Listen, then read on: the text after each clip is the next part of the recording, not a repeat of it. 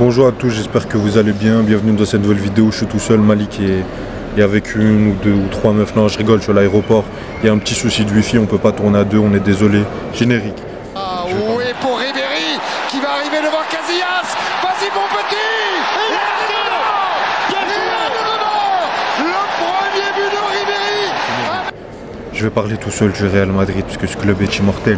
Le débrief va pas être très long, je vais plus parler de la partie émotionnelle, de la partie jeu, que de la partie sur le plan tactique. De toute façon, je pense que là-dessus, il y a beaucoup de débriefs qui ont été très clairs.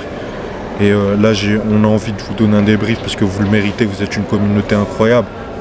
On va passer sur le match, le Real Madrid, honnêtement, encore une fois, impressionnant. Moi, je pensais qu'ils allaient sortir avant les demi-finales. Et là, ce qu'ils nous ont montré encore une fois sur le plan tactique, sur le plan de la force mentale des joueurs, c'est stratosphérique. Le double pivot, Kroos, Tchouaméni qui a été tellement impactant, tellement fort en première période. Si on m'avait dit ça en début de saison, j'aurais du mal à y croire. Surtout Tchouaméni, une adhésion avec Kroos. Pour moi, Valverde encore incroyable, inépuisable. C'est stratosphérique. Oups, je suis en train de me casser. N'oublions pas surtout que le Real Madrid, pourquoi je pensais qu'ils allaient s'essouffler, pourquoi je ne les voyais pas arriver en demi-finale, c'est pas pour des questions de qualité technique ou de compréhension tactique de Carlo Ancelotti, mais c'est plus pour des conditions physiques et mentales où je pensais qu'ils allaient un peu commencer à fatiguer. Faut pas oublier qu'il y avait une période dans l'année, ils avaient 40% de blessures.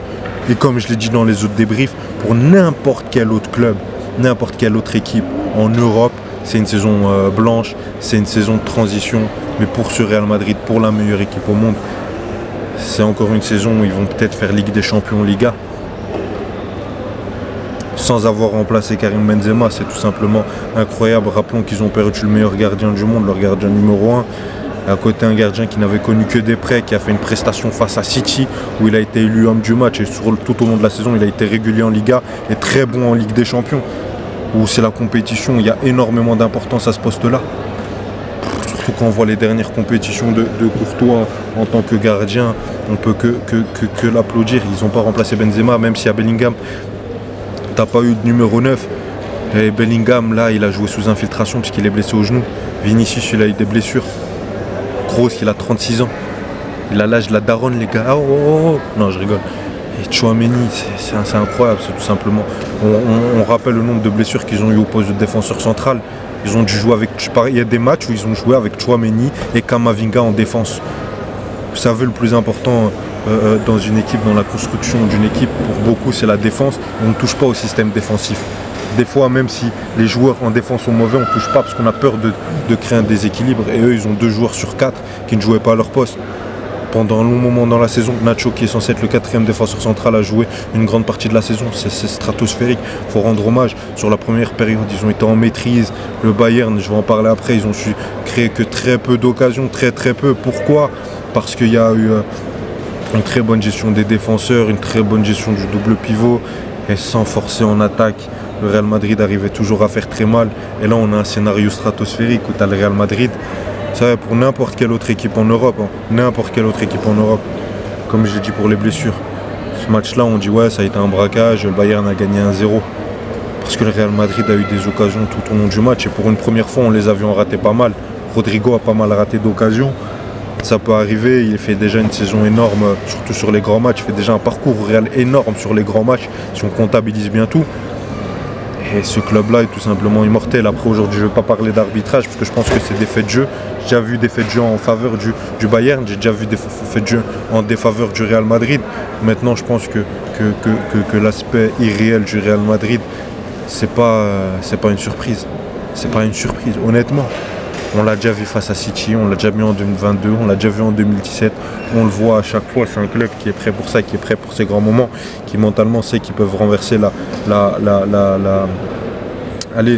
physionomie de la rencontre à n'importe quel moment. Donc chapeau, il y a un numéro 9 qui devait jouer cette saison en D2 espagnol, il a été prêté au Real puisque tu n'as pas trouvé de 9, ou en tout cas tu n'as pas fait les causes pour en avoir un. Et le mec, il te claque un doublé, il t'emmène en finale de Ligue des Champions, et peut-être que tu vas gagner ta 15e Ligue des Champions à Wembley face à Dortmund.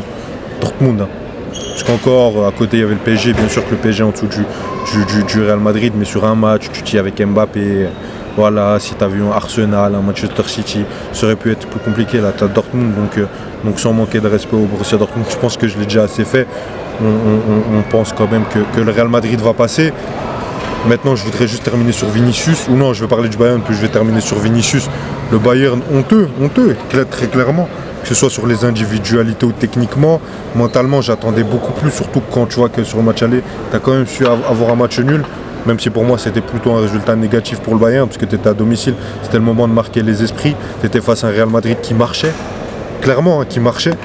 Donc voilà, très déçu des performances individuelles. Quand je vois Leroy Sané, je sais pas, en tout cas j'ai même pas envie de dire son prénom, puisque toute la saison je l'ai défendu, j'ai vu pleuvoir les critiques sur lui. Et aujourd'hui, qu'est-ce qu'on voit? Son match était de très mauvaise qualité, c'était beaucoup trop insuffisant. Moussiala, c'est le seul qui essaie au milieu de terrain.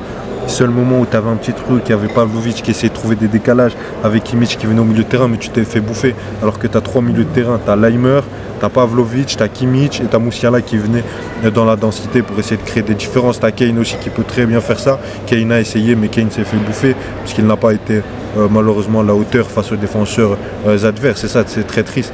Défensivement, tu as su trouver quelques clés avec De Ligt qui a fait un très bon match, mais sur la saison on voit que tu n'es pas préparé pour un match comme ça, et pourtant le Bayern est le 3e meilleur effectif d'Europe pour moi à l'heure actuelle, voire l'un des meilleurs, puisque le Real Madrid n'a même pas de grand neuf, donc c'est pas normal une prestation comme ça, très clairement.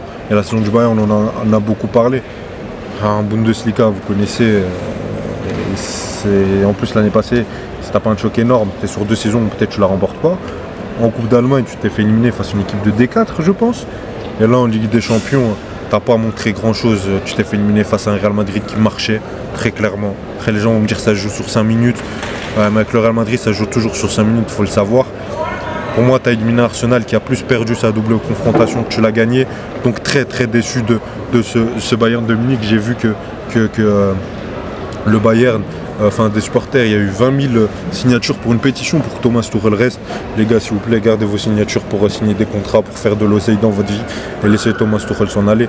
Il est temps d'une nouvelle révolution au Bayern, parce qu'honnêtement, Malik, je suis avec De Gaulle, gros, désolé, je peux pas tourner. Malik, s'il te plaît, sois professionnel. Non, je rigole, c'est pas vrai. Donc voilà, pour le Bayern, pas grand chose à dire, honnêtement, très déçu. Surtout quand on connaît le standing du Bayern, normalement c'est Bundesliga chaque saison. Et minimum de demi-finale, ou alors c'est la crise institutionnelle et c'est la crise dans les médias du côté munichois.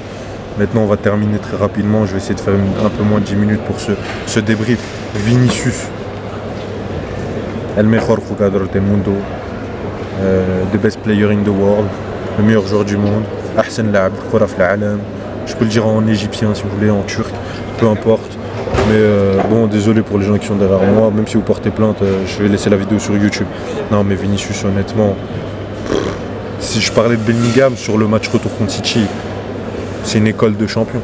S'il y avait une école pour apprendre à former des champions, mentalement ce serait le Real Madrid. Vinicius, c'est incroyable quand on voit tout ce qu'il a passé au Real Madrid à seulement 18 ans. Maintenant il en a 22 je pense, 22, 23, il a 23 ans. Et il a un mental de champion. Et sur son match, à la première minute, le mec il va tirer, il va t'attraper un corner, il harangue ses supporters, il foulait cette victoire, il est parti chercher, il rate. Moi j'ai tout simplement envie de dire que, puisque on a vu beaucoup de gens analyser sa prestation au niveau tactique, technique, sur le mental, on le sait, on le répète, il a été élu homme du match sur l'aller, le retour, même si Rossellou a créé l'exploit sur la fin de match, je le donnerai quand même à Vinicius sur l'ensemble. Honnêtement, on parle beaucoup de Bellingham sur un potentiel ballon d'or en fin de saison, puisque l'impression donnée en début de saison était incroyable. Maintenant, sur toute la saison, sur la régularité, après il y a encore une finale, il y a encore un Euro, il y a une Copa América, la saison est très loin d'être finie. Un Kylian Mbappé qui va te faire un super Euro, on ne sait jamais, un Bellingham qui force son Euro, un Kane qui fait un gros Euro, tout est encore possible. Mais pour moi, il y en a un qui est très loin devant dans la course au Ballon d'Or. Très loin, si la saison s'arrêtait là, ce serait Vinicius. Donc les gars, arrêtez avec son comportement. Même moi, il y a des trucs qui m'insupportent. J'aime bien le joueur, mais il y a des trucs qui m'insupportent dans son comportement. Je peux le comprendre. Mais on s'en fout de ça, les gars. On n'est pas là pour prendre le joueur le plus gentil. Je vous le rappelle que Messi, en 2019, et en 2021, où je pense que c'était uniquement en 2021, ce serait à revérifier, prend le ballon d'or malgré un carton rouge alors qu'on l'avait enlevé à Zidane. Donc maintenant on va pas le donner à Vinicius puisque le mec est un peu chiant, un peu un sale caractère, alors que quand c'est d'autres joueurs, on les idolâtre. Quand c'est Zlatan, on dit oh regardez c'est le méchant, c'est le bad boy. Quand c'est Suarez, on fait ah c'est le caractère, c'est la grinta des Uruguayens. Et quand c'est Vinicius, on utilise ça pour limite, parce que des fois je vois certains trucs très triste et très dommage. On légitime parfois les insultes racistes qu'il y a sur lui dû à son mauvais comportement ou les insultes tout court, parce que je peux comprendre quand on est supporter du Barça ou qu'on n'aime pas tout simplement le Real Madrid et Vinicius que ce comportement soit détestable. Et c'est pas le seul joueur en Europe. Il y a un joueur comme ça qui joue au Barça, il s'appelle Gavi. Okay, il y a des joueurs comme ça au Paris Saint-Germain, à l'OM, dans tous les clubs. Et le plus important les gars, c'est le football. Et c'est un magnifique joueur de football, voire le meilleur joueur du monde de football aujourd'hui. Donc profitons d'avoir un joueur comme Vinicius, il n'y en a pas énormément, qui ont cette qualité technique, cette qualité mentale et qui nous font encore vibrer sur un terrain de foot. Donc profitons de Vinicius. Et je ne vais pas plaider pour une campagne pour le Ballon d'Or, parce que j'ai envie que ce soit Xavi Simons qui le gagne. Mais moi, honnêtement, si aujourd'hui je devais donner mon vote quand j'aurais mon accréditation de journaliste, si je l'avais cette saison, j'aurais voté pour Vinicius. Donc voilà, un grand merci à vous d'avoir suivi ce débrief. Pour ceux qui ne connaissent pas la chaîne, vous pouvez aller regarder nos autres vidéos. Normalement, je suis avec Malik, c'est lui le meilleur, c'est lui mon patron. Et généralement, on fait ça à deux, c'est bien plus pimenté. Mais là, je suis à Abu Dhabi à l'aéroport. Il y a Hamzat qui est parti me chercher une coupe, je ne sais pas quand il revient. Les gens me regardent, me prennent pour un fou. Donc voilà, allez, salut, likez et abonnez-vous.